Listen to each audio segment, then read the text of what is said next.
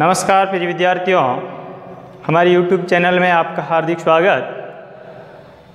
आज अपन पढ़ रहे हैं कक्षा षष्ठी विषय विज्ञान का तीसरा अध्याय तंतुओं से वस्त्र तक। तीसरा अध्याय तंतुओं से वस्त्र तक। उसमें पहला है वस्त्रों में विविधता। वस्त्रों में विविधता। वस्त्रों में विविधता से आप क्या समझते हैं? जैसे आप वस्त्र कपड़े की दुकान में गए होंगे तो वहाँ पर कई प्रकार के वस्त्र देखे होंगे, जिसमें तौलिया है, मफलर है, टोपी है। इसी प्रकार से कई प्रकार के वस्त्र देखे होंगे। पैंट शर्ट है, बैग है।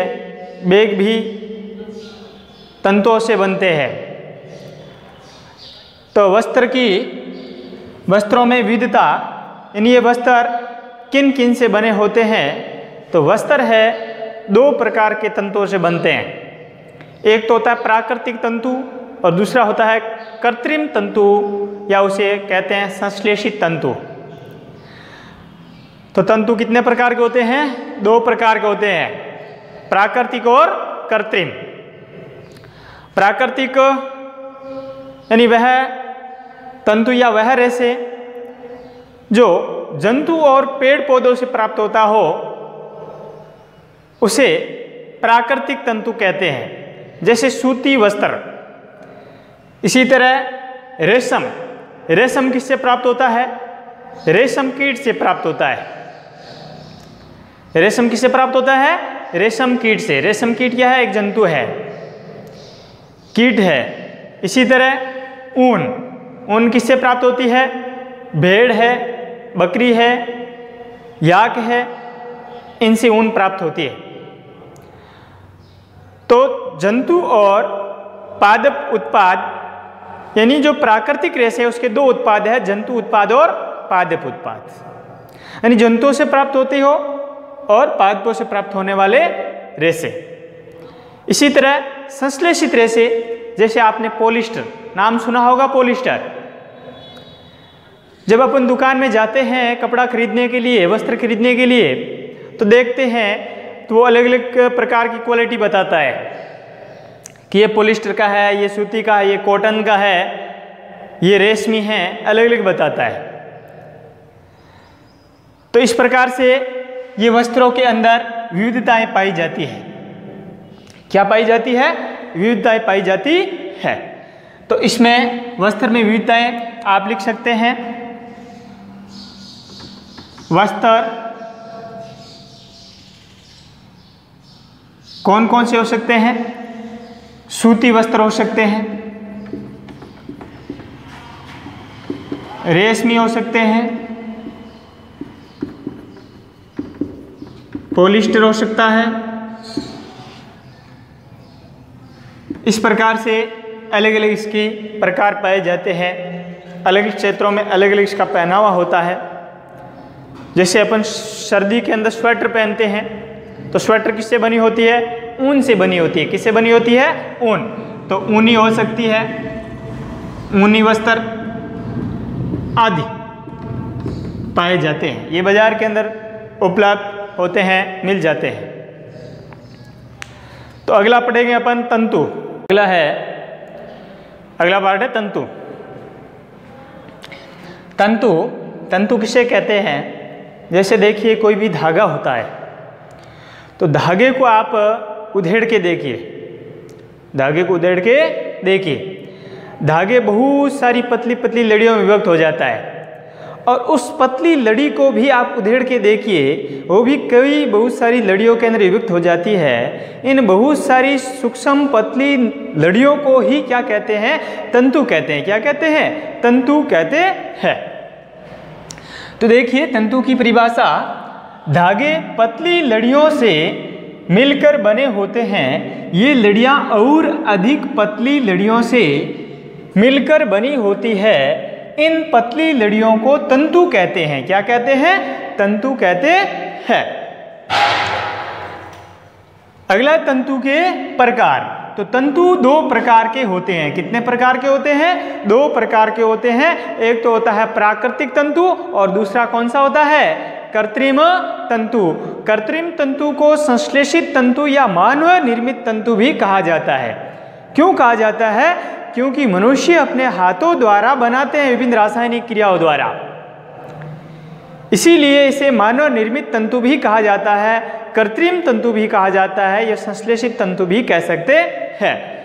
तो तंतु दो प्रकार के होते हैं। कौन कौन से? प्राकृतिक तंतु और संश्लेषित तंतु।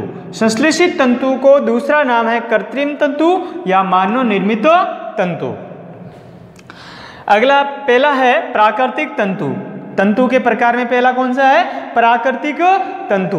प्राकृतिक तंतु इस सबसे आपको पता चल रहा है, यानी प्राकृतिक का मतलब है यानी प्रकृति से ही प्राप्त हुआ है और उससे अपने धागा बनाया है सीधे, तो उसे प्राकृतिक तंतु कहेंगे। जैसे देखिए, वह तंतु जो पादप व जंतुओं से प्राप्त होते हैं, इन्हें प्राकृतिक तंतु कहते हैं। जैसे सूती वस्त्र, रेशमी वस्त्र, ऊनी वस्त्र, ये जो वस्त्र होते हैं ये प्राकृतिक तंतु से बने होते हैं। किस तंतु से बने होते हैं? प्राकृतिक तंतु से बने होते हैं। तो प्राकृतिक तंतु के दो उत्पाद हो गए, एक तो हो गया पादप उत्पाद, दूसरा हो गया जंतु उत्पाद। यानी पादपों से प्राप्त होने वाले प्राकृतिक तंतु और जंतुओं से प्राप्त होने वाले प्राकृतिक तंतु। तो सोचिए कि जंतुओं से कौन सा प्राकृतिक तंतु प्राप्त होता है जिसे वस्त्र बनाते हैं, और पादपों से कौन सा प्राकृतिक तंतु प्राप्त होता है जिसे वस्त्र बनाया जाता है। तो देखिए, पहला है पादप तंतु, जैसे रुई और जूट, जिसे पटसन भी कहते हैं। रुई और जूट ये किससे प्राप्त होते हैं? पादपों से प्राप्त होते हैं। रुई कपास के पादप से प्राप्त होती है और जूट पटसन के पादप से प्राप्त होता है। तो ये पादप तंतु है। रुई से वस्त्र बनाए जाते हैं, जैसे रजाइयाँ बनाई जाती है, रजाइयों की खोलियाँ बनाई जाती है और कई प्रकार के वस्त्र रुई से तैयार किए जाते हैं। कॉटन नाम सुना होगा। कॉटन का अर्थ होता है रुई। कपास। जंतु तंतु यानी जंतुओं से प्राप्त होने वाला तंतु। तो जंतुओं से क्या प्राप्त होता है? ऊन और रेशम। ऊन किससे प्राप्त होती है? ऊन किससे प्राप्त होती है? भेड़ बकरी से क्या प्राप्त होती है? ऊन प्राप्त होती है। और ऊन से क्या बनाए जाते हैं? तंतु बनाए जाते हैं। तंतु से धागे और धागे से वस्त्र बनता है। क्या बनता है? वस्त्र बनता है। जैसे सोचिए, कौन कौन से वस्त्र है जो ऊनी वस्त्र है? सर्दियों में क्या पहनते हैं? स्वेटर, मफलर लगाते हैं, कान पट्टी डालते हैं। ये किससे बनी होती है? ऊन से बनी होती है। किससे निर्मित होती है? ऊन से। तो ऊन किससे प्राप्त होती है? भेड़ और बकरियों से प्राप्त होती है। दूसरा रेशम। रेशम किससे प्राप्त होता है? रेशम कीट से प्राप्त होता है, जिसका वैज्ञानिक नाम है बोम्बिस मोराई। रेशम कीट। रेशम कीट को सहतूत के पत्तों पर पाला जाता है। ये आगे अपन पढ़ेंगे। अगला दूसरा इसका प्रकार है तंतु का, वो है कृत्रिम तंतु। कौन सा तंतु है? कृत्रिम तंतु। दूसरा प्रकार है संश्लेषित रेशा। यानी तंतु का दूसरा प्रकार है संश्लेषित रेशा। संश्लेषित रेशा किसे कहते हैं? यानी मनुष्य विभिन्न रासायनिक क्रियाओं द्वारा, विभिन्न रासायनिक पदार्थों द्वारा तंतु का निर्माण करते हैं, उसे संश्लेषित तंतु कहते हैं। संश्लेषित तंतु मानव निर्मित होते हैं, यानी मनुष्य विभिन्न रासायनिक क्रियाओं द्वारा हाथों से निर्मित करते हैं, इसीलिए इसे मानव निर्मित भी कहते हैं और कृत्रिम तंतु भी कहा जाता है। तो देखिए, संश्लेषित तंतु की परिभाषा: मानव विभिन्न रासायनिक पदार्थों की क्रिया करवाकर तंतु का निर्माण किया जाता है, उन्हें संश्लेषित तंतु कहते हैं। उदाहरण के तौर पर देखा जाए तो पॉलिस्टर, नायलॉन, एक्रिलिक आदि।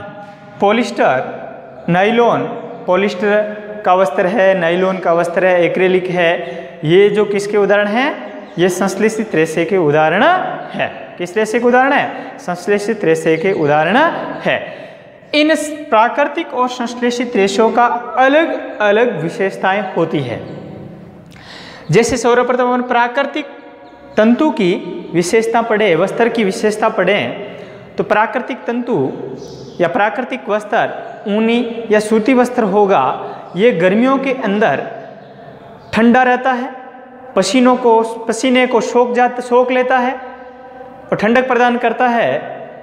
इसी तरह ये सर्दियों के अंदर गर्म रहते हैं और अपने शरीर की सुरक्षा करता है।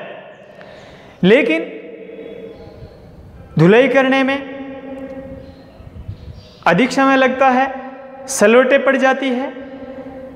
इसीलिए लोग क्या करते हैं? प्राकृतिक तंतु के स्थान पर संश्लेषित तंतु का उपयोग अधिक करते हैं, संश्लेषित वस्त्र का अधिक उपयोग करते हैं। संश्लेषित जैसे पॉलिस्टर, नाइलॉन, ये संश्लेषित है वस्त्र, संश्लेषित तंतु है।